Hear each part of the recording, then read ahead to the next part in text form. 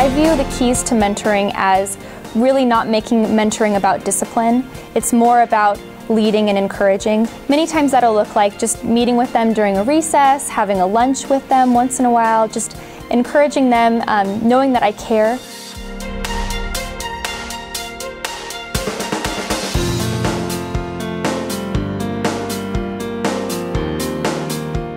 Last year was kind of a watershed year. She reached a point where she was finally able to come to grips with her difficulties, face them, recognize the difficulty it caused others, and make a change in her life. My approach with Anna, at the beginning of the year, I noticed that she had some social anxieties. So what I did with Anna was that I would kind of coach her through and ask her strategies and talk with her about how can we work with people who don't agree with us. I was having struggles with the way that I was talking to my friends. If something had ever frustrated me, I would just lash out, and I could tell that I had hurt them. First began with Mrs. Mossy, gave me this opportunity to come and meet Anna. And Mrs. Kinzel sat down with me and briefed me with some things that she thought needed some more direction. And from then on, we just had lunch every Wednesday, and we just had some talks for a couple of years after that. When I first started meeting with Sarah, it kind of was like a big stress relief because I kind of got to unload everything that was on me. It was a day in January, and the girls and I were talking about James chapter 3, which talks about the tongue and how the tongue can be harsh and unforgiving to others. And so we were talking about our words and our actions. And I decided that in that moment, the Lord just led me to tell a story about my 5th grade experience, which was that I wasn't a very kind friend to one of the girls. And so I told them that that next year, that girl left the school, and that I never had the chance to reconcile with her, and that even to this day, I regret that I never had the chance to say I was sorry. And at that moment, Anna gets up, and she says, I have something to say.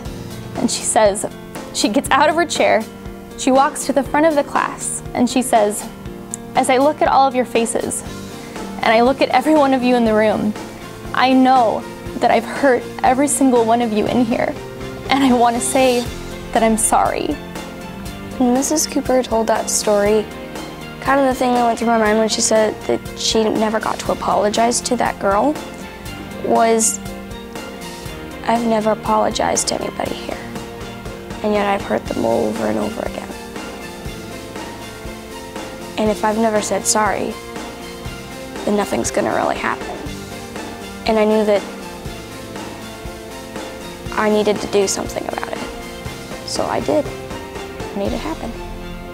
And as a teacher, I've never experienced a student coming up like that and volunteering herself to apologize to an entire group of children.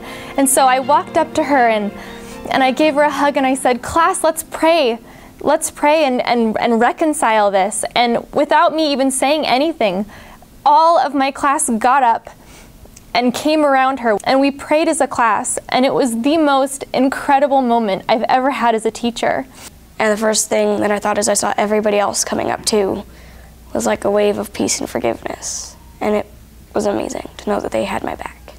I started noticing a change in Anna. She started bringing in little notes for every single student often. She would write them Bible verses, she would write encouraging notes saying, we've got the math test today, but you can do it. Then it was words and actions, where I saw Anna begin to say encouraging words to other people without my prompting. At Northwest Christian at the end of the year, the teachers are asked to honor character awards by choosing 2 students for a Speak Life Award, which is an award of very high honor. And Anna was one of the children selected. I was led to pick her because teachers that she did not have contact with started coming to me and saying, we noticed that Anna is different. And so Anna got to go up in front of the entire school and receive the Speak Life Award for having positive and encouraging words and actions. When I was sitting in the bleachers and they were announcing everything, I remember what was going through my mind was, I thought in my mind, of course, who I thought should get it. And never in my entire life would I have ever thought that it would have been me. When I heard that Anna won the Speak Life Award, I actually started crying because I was extremely proud of her dedication. When we were told that Anna would be receiving this Speak Life Award, I was at least just flabbergasted. We were very proud of her. She was proud of herself, I think. When she received the Speak Life Award, we look back at 5 years of struggle.